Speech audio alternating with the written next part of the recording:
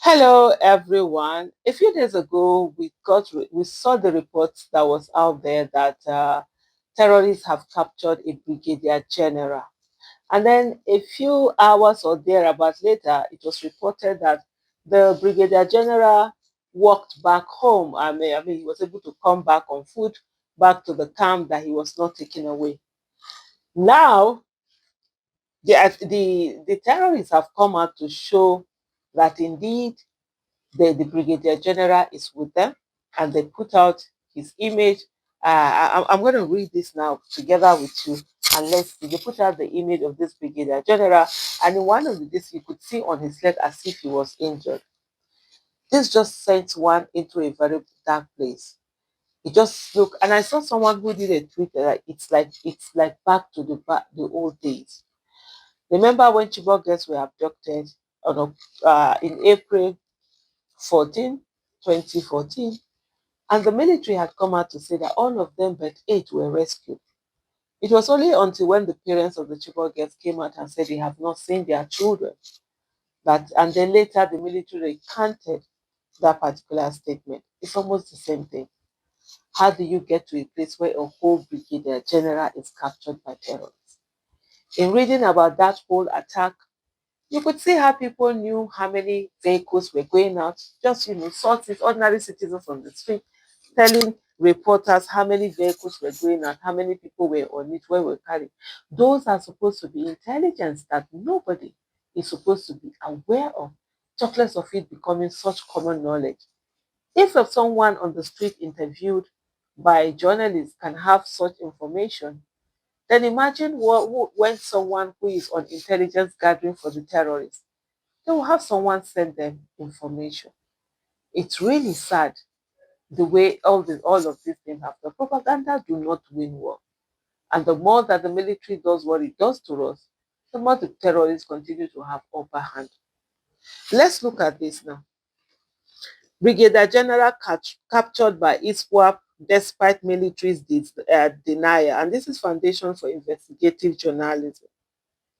The Islamic State West Africa Province, ISWAP, has abducted Uba, a brigadier general in the Nigerian army who was leading his troops on Friday. Uba and his men were in a convoy with members of the civilian joint task force near Sabongari in Damboa local government area of Borno State on Friday when members of the terrorists opened fire on them at about 5 p.m. The question also that one would ask is that in cases like this where there's supposed to be movement, one would expect that the military would have sent in, a small. There's a word that they put for they usually call them. I just can't remember what that was. Whether surveillance, should I call it surveillance or something that goes for not surveillance? There's another word for it. Those troops that go before the main troop that go just to check the ground and be sure that everything is okay. The other thing also is, I don't know how large. Okay, they did talk about the about 3 trusts. Maybe it's because it's not large enough. You would have expected that there would have been like an air cover where because the military. One of the things that had happened, some of the concerns that were raised, were that the military and the air force, they were not working as much as they should be working together, because you need to have an air cover and a down cover as you're traveling in the way that you're traveling. Because this is just a major thing. How is a whole brigadier general being captured, by military? 2 soldiers and 2 members of the task force lost their lives at about lost their lives in the ambush. Following the incident, the military issued a statement to discredit reports of Uba's abduction. One of the earliest reports was published by Home Angle. On Saturday, Apollonis Anele, the Army's Director of Public Relations, issued a statement denying the abduction. This statement read in part, the Army headquarters also wishes to debunk the false narrative going around media platforms online alleging the abduction of Brigadier General. The general public is hereby advised to disregard the fake news regarding the incident while praying for the continuous success of our gallant servicemen and women. With this statement above, Foundation for Investigative Journalism continues. Several social media pages began to refute the original publication and claim that Uba had returned to base. Some of these can be seen here.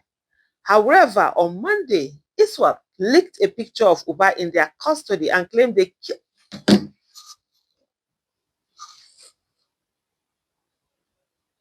Oh my goodness. Inna lillahi wa inna ilaihi raji'un. I always say to people, I usually don't read this story beforehand. I didn't know that they've killed him. Oh Lord have mercy. Oh, okay, nah. I actually saw his picture. I saw his picture. I was like, okay, they're showing him. Probably they want to, and then ask for either ransom or maybe they say they want to exchange him with other. I didn't know that they killed him. However, on Monday, ISWAP leaked a picture of Uba in their custody and claimed they killed him afterwards. FIG spoke with insiders in the military who confirmed the authenticity of the image and said the army's statement was hasty. Uba had taken videos to show he was alive and on his way back from the ambush. One of the sources told FIG on condition of anonymity. However, he never made it. Or maybe he had escaped coming back, whether they've got him again. These videos were what we relied on originally, but nobody waited to see him first before going to discredit. Another source told FIJ that the terrorists captured Uba minutes after the ambush.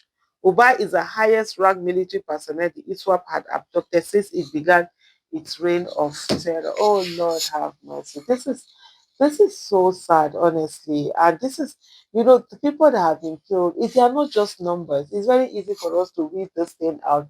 But if you think about their children, their wives, their spouses, their families, their parents, their siblings, cousins, neighbors who knew them, even their colleagues.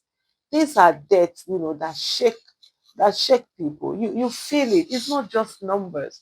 And that's the reason why for me, I do not understand why, with all of the things that the interest that America has shown, and why Nigerian government is not engaging them in terms of saying, look, we need help. We need help. Our people are being killed. If the American government currently is concerned that Christians are being killed, so be it. Can they please help us so that in stopping these Christians being killed, we also stop the rest of Nigerians also being killed? Rather than focusing on the semantics of who is being killed more, in what manner were they killed, what was the motive why they were killed, why don't we focus on the fact that Nigerians are being killed and every day people are dying? And so can we take in every help we can get to be able to get people to be safe, for lives and properties to matter, for Nigerian lives to matter and be safe? If a brigadier general can be abducted by terrorists and killed the way they claim here that they have killed him, who are you and I? Who are you and I? And I repeat, who are you and I?